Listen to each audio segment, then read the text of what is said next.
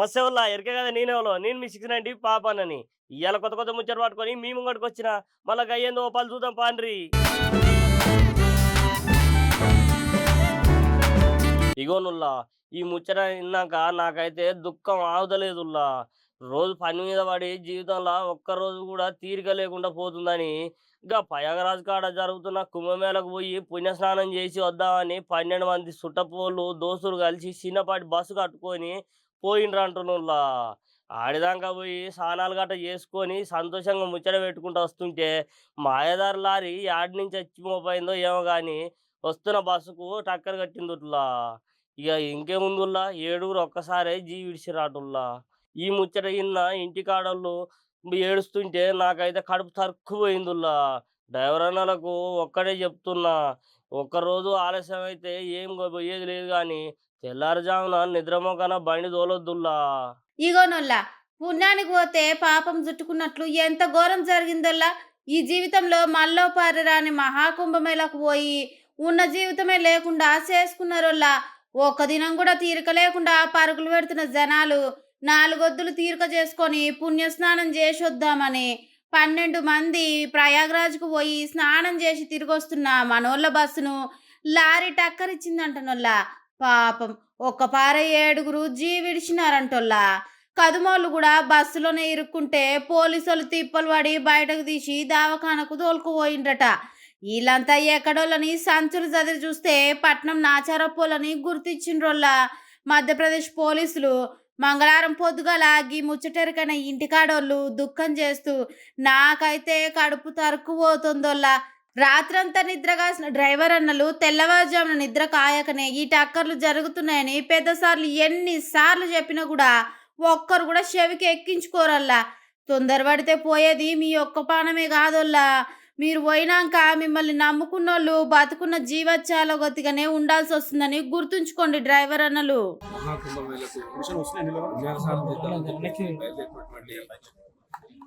కుటుంబ సభ్యులు రిలేటివ్స్ కలిసి 9 మంది కలిసి బయలుదేరిన విషయం తెలిసింది. దాంట్లో మన నాచారం వాసులు 5గురు ఉన్నారు. దాంట్లో 9 మంది వ్యాన్లో ఉన్నారు. దాంట్లో 7గురు చనిపోయారని చెప్పేసి రిపోర్ట్ వస్తుంది. ఆ రిపోర్ట్లో నాచారం వాసులు కూడా 5 ఉన్నారు. ఇల్లుడగర్ వాసులు ఉన్నారు.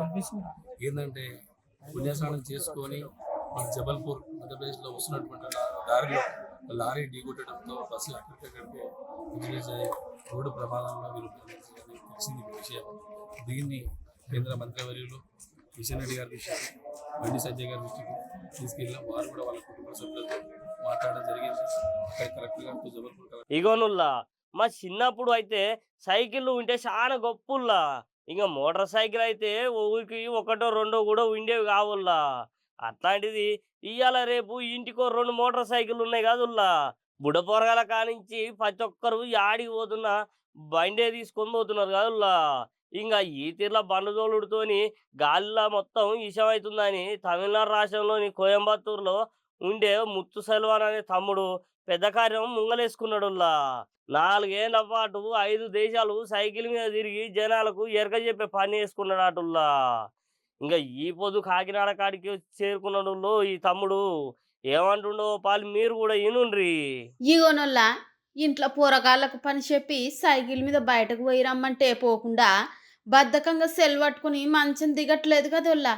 ఇక ఇంటి ఆయన ఇట్లుంటే ఆయనకు తెలియకుండా బండేసుకుని దోస్తుగాళ్ళకి వాడికి పోయి పొంకనాలు మాత్రం కొడుతున్నారోల్లా. మన పోరగాళ్ళు ఇట్లా తయారైతే కోయంబత్తూరు కాడున్న ముత్తు సెల్వనైన తమ్ముడు మాత్రం బండ్ల పొల్యూషన్తోని గాలేషం అవుతుందని అంత రోతిగా ఇట్లా కూసోకుండా 4 ఏళ్ళు సైకిల్ మీద 5 దేశాలు తిరుగుతూ, అది కూడా సైకిల్ మీద తిరుగుతూ పర్యావరణాన్ని కాపాడాలని చెప్తున్నాడోల్లా. ఈ పొద్దు ఆంధ్రాలో ఉన్న కాకినాడకు చేరుకున్న తమ్ముడు ఈ యాత్ర Nepal, Bangladesh, Vietnam, Thailand, Bangkok, Myanmar దేశాలు తిరుగుతూ ఇప్పటిదాకా 29,000 కిలోమీటర్లు సైకిల్ మీద తిరిగినట్టు చెప్పుకొచ్చిండోల్లా. ఈ ముత్తు సెల్వన్ తమ్ముని చూస్తైనా మన పోరగాళ్ళు కనీసం బడికి బజార్కు సైకిల్ మీద పోతే మనవంతుగా పర్యావరణం కాపాడినట్లే కదనొల్లా. 5 సంవత్సరాల ప్రపంచ పర్యటన చేసినాను. ఇది కరోనా సెకండ్ వేవ్ చాలా జన ఆక్సిజన్ షార్టేజ్ చూసి ನಾನು ఆక్సిజన్ జనరేషన్ కోసం 10 లక్షల మొక్కలు ప్లాంటేషన్ కోసం 5 సంవత్సర ప్రపంచ పర్యటన చేస్తున్నాను. ఇప్పుడు ఆల్రెడీ 3 సంవత్సరం అయింది and 7 lakh tree plantation complete అయింది అండ్ ఇది 5 సంవత్సర 8 కంట్రీస్ 44,000 కిలోమీటర్ ట్రావెల్ కోసం వరల్డ్ లాంగెస్ట్ సైక్లింగ్ ఒక వరల్డ్ రికార్డు అండ్ నా సైకిల్ టోటల్ 122 kg వెయిట్ ఉంది 122. సో ఇది యాక్చువల్గా ట్రావెల్ నా సెల్ఫ్ ఇంట్రెస్ట్ కోసం చేస్తున్నాను, స్పాన్సర్ అయితే లేదు. పడుతున్నదల్లా పెట్రోల్ పంప్, ఫుడ్ అలా సెల్ఫ్ కుకింగ్కే టెంట్, బెడ్షీట్, గ్యాస్ ఎలా ఉంది అండ్ ఇది నార్మల్ సైకిల్, గేర్ ఎలక్ట్రిక్ ఏమీ లేదు అండ్ పీపుల్ డొనేషన్ చేస్తారు, అదే నా ఎక్స్పెన్స్ కోసం యూజ్ చేస్తున్నాయి. ప్రతి మండలా వెళ్ళి మొక్కలు ప్లాంటేషన్ చేస్తున్నాను అండ్ ఇప్పుడు 29,000 కిలోమీటర్స్ కంప్లీట్ అయింది.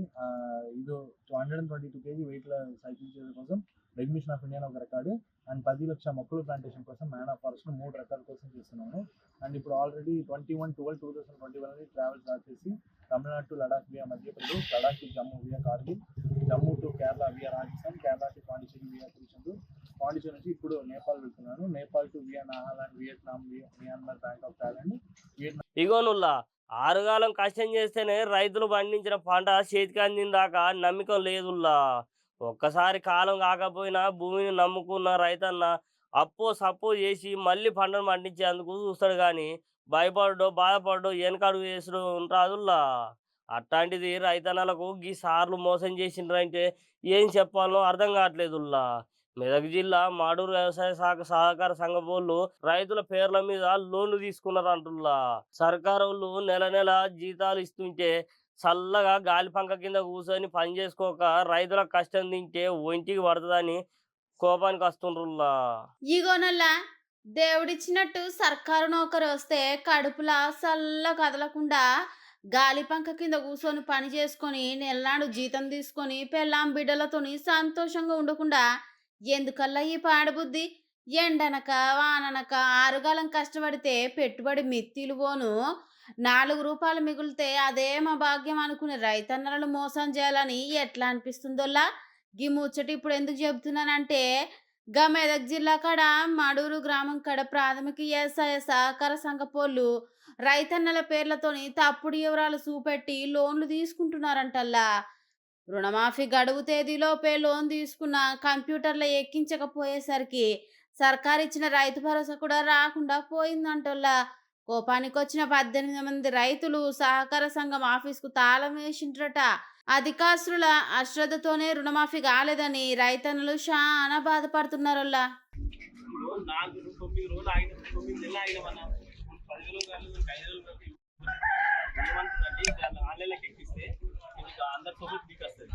చేసిన దాన్ని అప్పుడు మీరు చేసిందే కదా, మేము చేసింది కాదు. అప్పుడు ఓన్లీ చైర్మన్ నడిపించేదే చైర్మన్. నీది కూడా ఏం కాగదా, నీది కాదు ఏం బాగా కాగదు.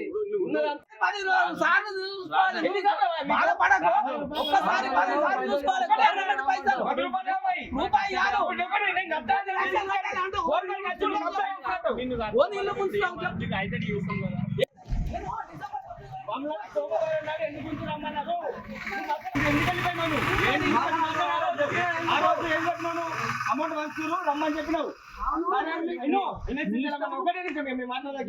ఇగోనుల్లా చదువు అనేది అందరికి రావాలని పైగా ఉన్న పెద్ద పెద్దోళ్ళ పిల్లలకే కాదు కట్టం చేసుకొని బతికే నాబోటి పిల్లలకు కూడా చదువుకుంటే దేశం బాగుపడుతుందని సర్కారు వాళ్ళు బీద పోరగాళ్ళ కోసం ఈ గురుకుల ఈ స్కూళ్ళు పెట్టిండు కాదు ఉల్లా. ఇంకా లక్షల రూపాయలు ఖర్చు పెట్టి పెద్ద పెద్ద సార్లను పెట్టి పోరగాళ్ళు బాగోగులు చూసుకోమంటే పోరగాళ్ళను గాలికి వదిలేసిర్రుల్లా. వాళ్ళకు ఇట్టే తిండే కాదుళ్ళు నీళ్లు సుధా శుభ్రంగా లేకపోయేసరికి దినం సుత్తి అవుతుందటుల్లా. కలెక్టర్ సారు తెలుసుకొని హాస్టల్ కాడికి వచ్చినాక సారు అక్కడ పంతులను గట్టిగా అరుచుకున్నాడుల్లా. ఇంకా బీదబ్బిక్కి పోరగాలంటే ఎందుకు సార్లు అంత నిర్లక్ష్యం? మీ పిల్లలకు ఇట్లాంటి తిండి నీళ్ళు ఇస్తాండ్రుల్లా. మీ పిల్లలకు ఇట్లాంటి తిండి నీళ్ళు ఇస్తుండ్రా సార్ మీరు? ఇంటి తాన ఓ పాలి ఆలోచించి చూడు మీరు. నిన్న పేరెంట్స్ మీటింగ్లో వాళ్ళు కొన్ని అసౌకర్యాలని చెప్పడం, తర్వాత అది కొన్ని పత్రికా వార్తలు రావడం, దీంతో సడన్గా ఇక్కడ ఇన్స్పెక్షన్ రావడం జరిగింది. దీంట్లో కొద్దిగా నిర్లక్ష్యం కనపడుతుంది. సో ప్రిన్సిపల్ వైపు నుంచి కావచ్చు, ఇతరత్ర వాటి నుంచి నిర్లక్ష్యం క్లియర్ కనపడుతుంది. ఉన్నది చిన్న వ్యవస్థ, ప్రిన్సిపల్ అనే వ్యక్తి పూర్తిగా ఆ వ్యవస్థని పూర్తిగా తిరుగుతూ టూరింగ్ చేస్తూ చేసుకోవాల్సిన అవసరం ఉంది. సో అదేవిధంగా ఇక్కడ పిల్లలతో కూడా ఇంటరాక్ట్ చేస్తే స్నానం చేసిన తర్వాత చిన్న ఇచ్చింగ్ వస్తుందని, కోతుల బెడద విస్తృతంగా ఉందని, అంటే కోతుల బెడదకేమో పెద్ద ఎత్తున సోలార్ ఫెన్సింగ్ చేయటం అది జిల్లా కలెక్టర్ స్టేట్ లెవెల్లో ఉంటుంది. కానీ చేయాల్సినటువంటి పనులు క్లీనింగ్, శానిటేషన్ ఇతరత్ర ఏవైతే ఉన్నాయో చేసుకుంటుంటే అవసరం ఉంది. ఇక డైనింగ్ హాల్లో కూడా కొంత నీట్నెస్ అనేది కనపడలేదు.